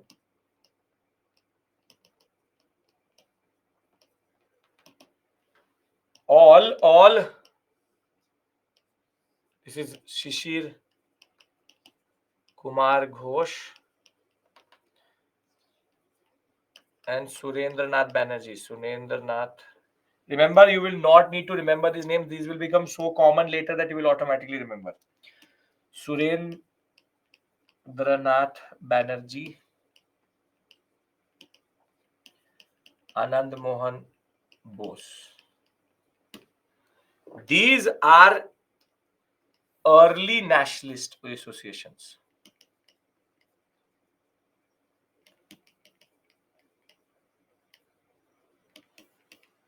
And in a way, can the right hand side exist without the left hand side, or the left hand side exist without the right hand side? This is a very important point you need to understand. Both are necessary. Only when pressure groups will emerge, they will evolve into something bigger as nationalist organizations. It's an organic process of development. It's an organic process of development. And Bombay will develop in 1867 Purna Sarvajanik Sabha under M.G. Nanade. He will talk about the bridge between government and people. In the same year, INC will be formed. Bombay Presidency Association will be formed, in which you will have Badruddin Taibji, Firoz Shah Mehta, K.T. Telang, three very important institution people related to the moderates. At the same point of time, Madras will also have it. The Madras Mahajan Sabha in 1884 under M. Vigavachari, Subramaniam Iyer and Anand Chandra. The associations are less in Madras and Bombay but are more centralized. So what you need to remember for this examination is, and you do not have to learn this, do not learn. These are the things on which they actually fought over. I'll tell you how to avoid the years. I will tell you that. I'm going to do that in front of you. They said that there should be no duty on cotton. Is this a narrow interest or a broad interest? Cotton being imported into India. Narrow interest, broad interest. It's a broad interest. So the broader it becomes, the more nationalist they are becoming. They will talk about Indianization of government services. That employment urge will still remain.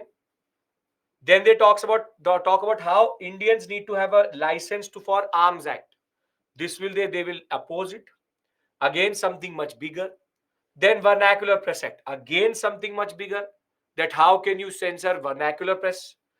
Talking about how the Indians should not join volunteer or should join volunteers corps, should not be taken as army personnel. Talking about immigration, talking about a bill in which Ilbert Bill will discuss 1881, under which an Indian judge could try a European. But what is ironic is that they are in a way still conservative because they will ask for a fund for political agitation. Basically, they are saying that please give us money so that we can fight you. Which is the irony of the story. That is why they have a little bit of a conservative streak. Though they are nationalists, but they still believe in the British. They will talk about maximum age of Indian civil services, and in a way, the Indian civil service agitation will be something which will always be a demand of the INC later and generally the pre-Congress associations. They all are educated Indians who are also asking for employment within the British government. They're like, give us something, give us employment, give us something at least. So what you do is that I will create one slide. If we will be able to understand this slide, our work is done. We have 1836, 1837, 1843, 1851, 1866, 1867, 1875, 1876, 1884, and 1885. These are the organizations we've discussed till this point. This is Banga Bhasha. This is Landholders Society. This is Bengal British India Association. This is British India Association. Then come the other set, this being the cutoff. You have East India Association. You have Pune Sarvajanik Sabha. You have the Indian League. You have the Indian National Association.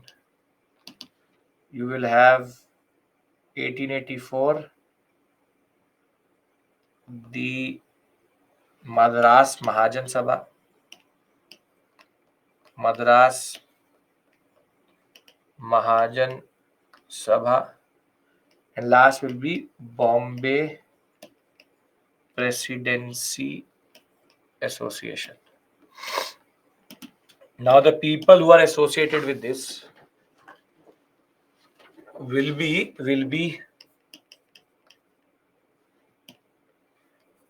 Dada Bhai Naroji, MG Ranade, Shishir Kumar Ghosh, A.M. Bose, and Surendranath Banerjee. Madras Mahajan Sabha, S. Iyer, Anand Charlu, K.T. Telang, Firoz Shah Mehta, Badruddin Tabji. Now there are two ways to remember it. Yes, this can be matched the following. Either chronological order or two ways to following. You can make Bang Land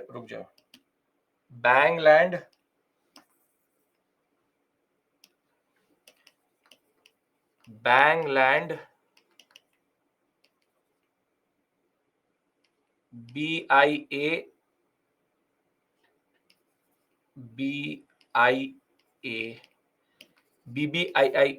BIA.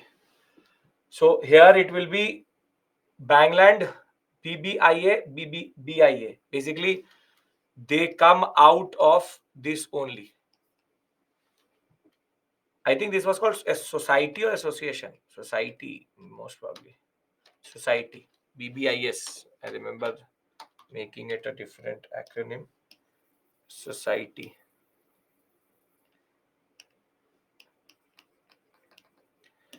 BBIS BIA.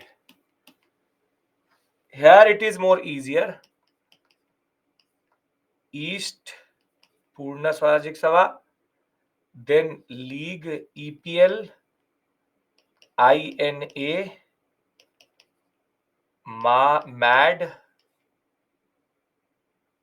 BOM. This can become like this. You can make a better one if you want to. I made it on the spot. Are we clear about this zone? Pre-INC. Because then we have to discuss previous year questions and then we stop for today. Bangland, Babri, whatever you want to call it.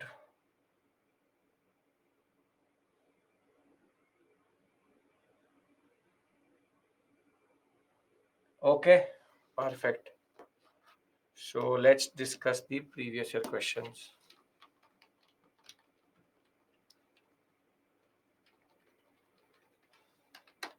Okay. Can we discuss it? Everybody's on the same page.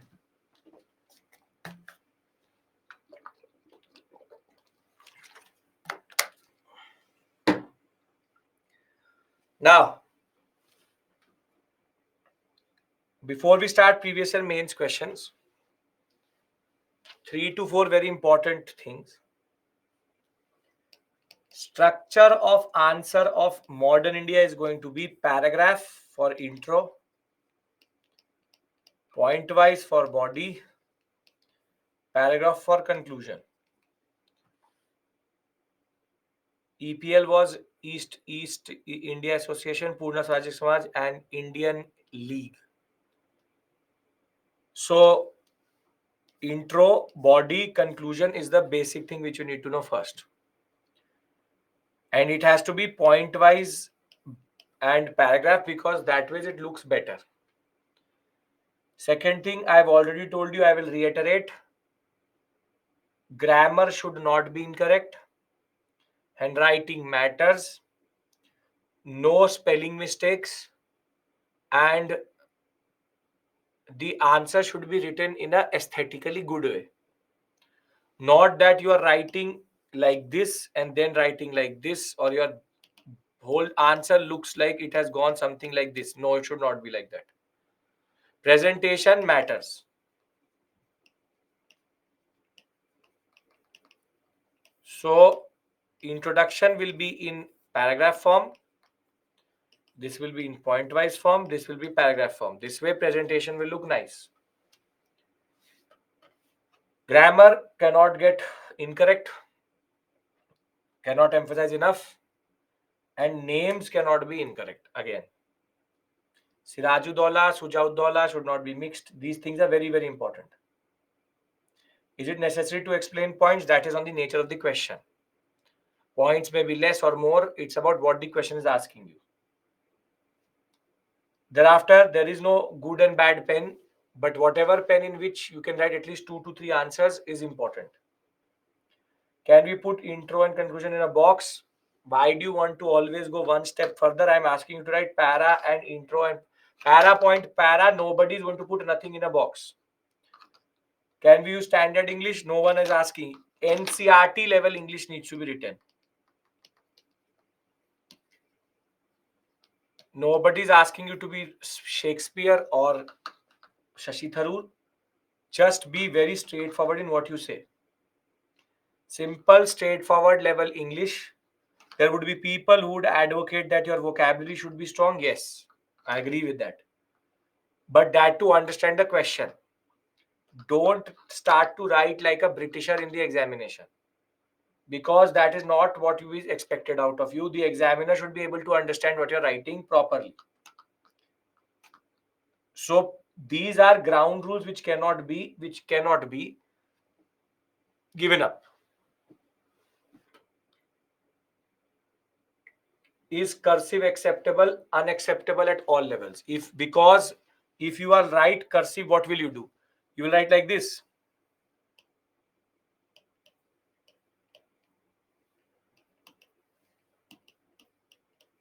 How will you finish the examination at this pace? No, I know cursive also you will write like this. Sentences. I write cursive only. This what I writing is cursive only. But I control my urge. I can go much beyond it. Calligraphic cursive, I don't care. My natural is cursive. Then develop a speed. That will not be a answer. Some students write like this.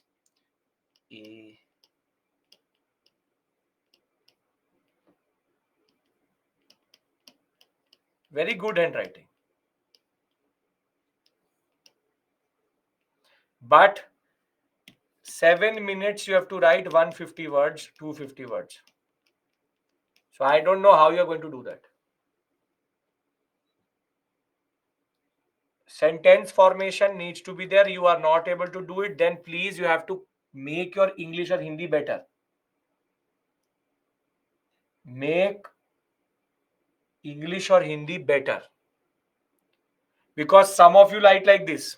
Gandhi, withdraw, NCM, Chauri Chaura happened. The nation in shock. This is not how you're going to write. This is not called sentence formation. This is called writing for yourself, not making notes. Second is, you will also do one more thing. As soon as it will be time crunch, you will start to write in some other script altogether. Gandhi went to the Dandi march because nation needed him. Don't write like a doctor. ठीक है कि paracetamol ऐसे लिख दिया पैरासीटा. Don't do that. And because the examiner is not a chemist, that he will understand what you're writing. So please be very clear that this type of is unacceptable as it is. They will not check. कुछ समझ ही नहीं आ रहा है. What will you do? You're writing for yourself. After a point, I will not be able to make out of what I've written. And spelling mistakes, not like this. Chori chori, chori chori, Nehru, Moti, Lal, Nehru. Not like this. Jinnah, Gandhi. Please, spellings are accepted to be correct. People who have to be correct have to be correct. Randomly, no spelling is going to be accepted. Your own spelling. Now, for example, you will write to like Muhammad bin Tughlaq, Alauddin Khilji. You know it means MBT means Muhammad bin Tughlaq. He doesn't. Alauddin Khilji. And thereafter, don't do that. These things are very standard things which you should not be doing.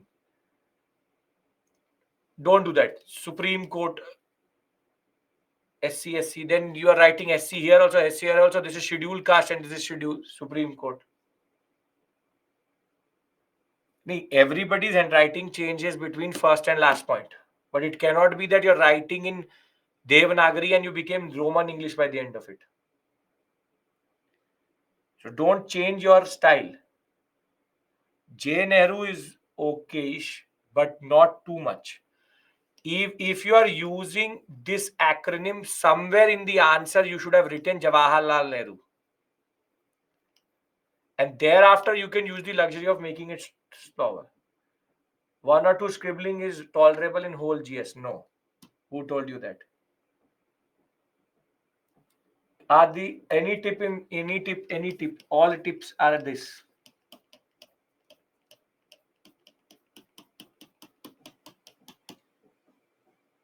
Alauddin Khilji, A Khilji will not be allowed because Alauddin you have to write somewhere. The only way you become better is practice. How? Likho.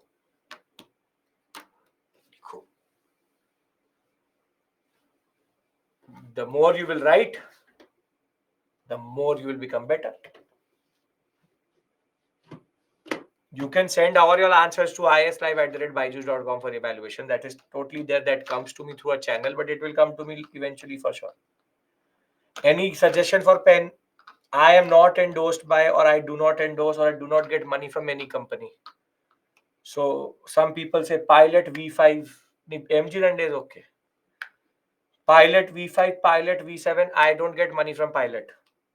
A 80 rupees pen is not going to write the answer for yourself automatically. Don't save the money on pen also by using that use and throw one. That every question you're writing, you're throwing the pen. That you have 11 pens with you. Proper any pen which has gel or ball, whatever you're comfortable in, your handwriting should be good enough. Black pen or blue pen, totally your call. Don't change the color in between the examination. Just one, it will not make sense because I will not be able to generate the ticket number. So if you send it directly to me, I will send it to the same channel only. Is small grammar mistake okay? No. By small क्या होता है? Small is what? Gandhi are going. है नहीं तो ये small he mistake. So you tell me. It should be is. But how do you say it is small and weak is nothing?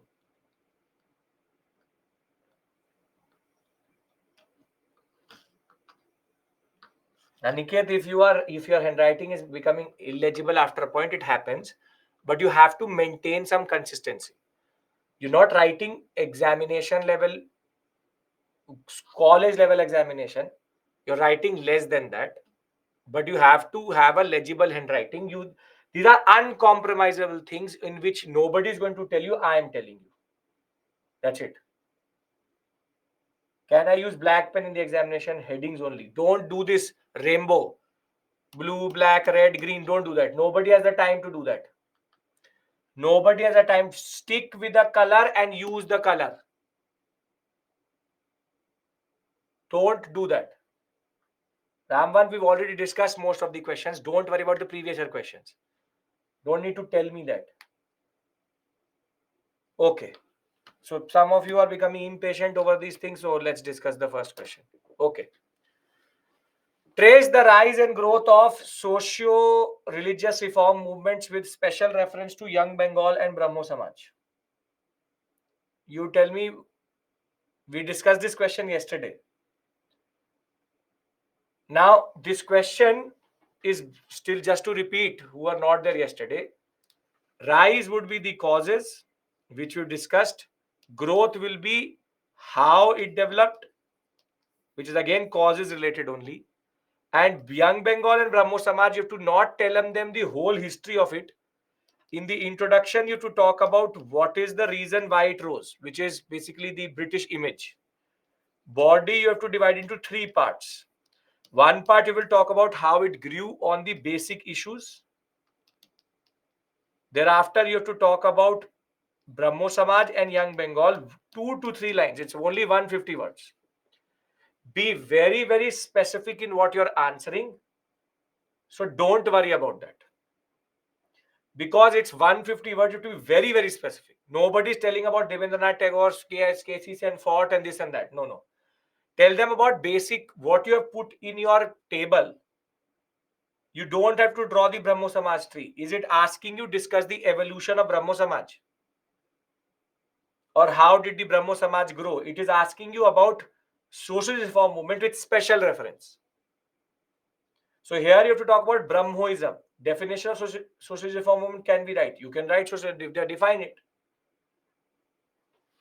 Intro is mostly historical context or context, which is that what is the social reform movement, what is the context in which it rose, and that you're answering the first part of the question. Every part of the question should be answered. Every part of the question should be answered. Very, very important. Do not leave a certain part for someone else to answer. Every part should be answered. Thereafter, this we've already done last week. Clarify how mid 18th century India was beset with spectre of fragmented polity. This question is discussing about what? This question is discussing about what? It's discussing about regional kingdoms, not wars. It's talking about regional kingdoms, successor states, rebel states. Introduction, you have to talk about Mughal decline. In the body, you have to just give every successor rebel state, and then conclusion, yes, it was beset with spectre of fragmented polity. This is again something we discussed, but again I'm discussing. Examine critically the various facets of economic policy of the British in India from mid 18th century till independence.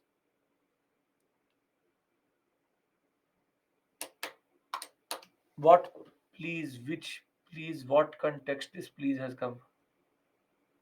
If we don't know one part of the question, can we write something related to it or leave? Don't leave it. Kamini, write something for sure.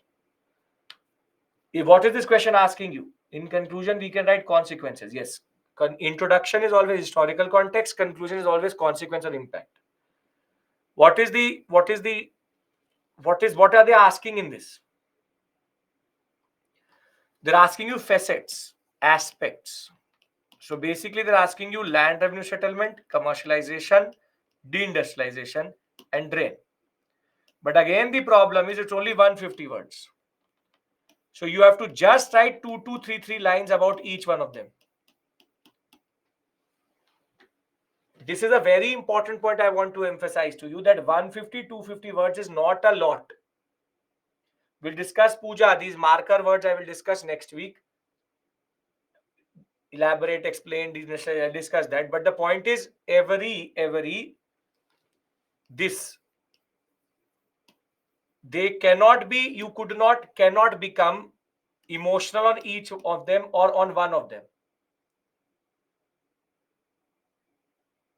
So you just have to write two lines. Land and new settlements introduced, over assessment happened, landlessness.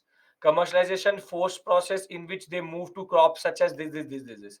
Deindustrialization because of additional income gone, and drain wage increase because of famines and no war. Drain of wealth happened in multiple channels. Through these channels, India was drained. What is the conclusion? Through the mid 18th century till independence, India was looted of everything. So rather here the problem is that you have to write a lot, but you have to control your urge. Are you getting my point? When you will know a lot, it will basically become problematic to put everything down. So here you need to be very specific. Specific is very, very important. Thereafter, we have discussed this question already. We've discussed this question already. Moderates, you don't know. With this, we finish. So next week, I have very strategically left INC's formation, moderates and extremists, and Swadeshi most probably is going to be. I've strategically not started INC today. Prelims questions I will do when tomorrow. I always do once only mains questions. Previous year questions can be 150 or 250. Doesn't really matter. Only the body number changes. They can ask no questions in war in mains. Kumkum will discuss that in the first week itself. We discussed that type of question. So INC, moderates, extremists, Swadeshi will discuss Saturday. By Sunday, we will be discussing the Home Rule League, Gandhi, revolutionaries, and we will be discussing Rowlatt Satyagrah and Jallianwala Bagh. So most probably we'll be reaching till non-cooperation next Sunday. So we are now entering the proper zone. More prelims questions will come from this area. More mains questions were there. So I'll see you next week, Saturday. Remember, now don't miss the weeks. And everybody who's new or did not cover anything previously, please, you have to. How are here? Here are you doing pre questions more? I've done pre questions previously. I'll do further. Here I want to discuss mains questions. There are less pre questions here. Don't worry about questions. I'll do all the questions with you. Don't worry about that. Simple point. We started with socialist reform movement. We've reached nationalism. From next week onwards, we are going into proper nationalism. I very strategically, for example, in weekday batch, I reached till moderates. But I did not want to reach moderates and then have 5 days gap. That is why I've slowed us down here, and I'll pick up the pace next week itself. So if somebody is from weekday batch, they will realize that I'm one topic back, because I want a chain of thought which needs to be created over a week, which has been created in a week, but weekend batch, this 5 days would have been too long a gap. So we'll discuss safety valve, we'll discuss lightning conductor, moderates, extremist, Swadeshi, and then nationalism. Yes? Perfect. So I'll see you on Saturday. Thank you so much. Long day. Take rest for the weekday patch students. Tomorrow is a holiday. So take some rest and rejuvenate. I will see you, some of you on Tuesday, some of you on Saturday. Thank you. Take care and bye-bye.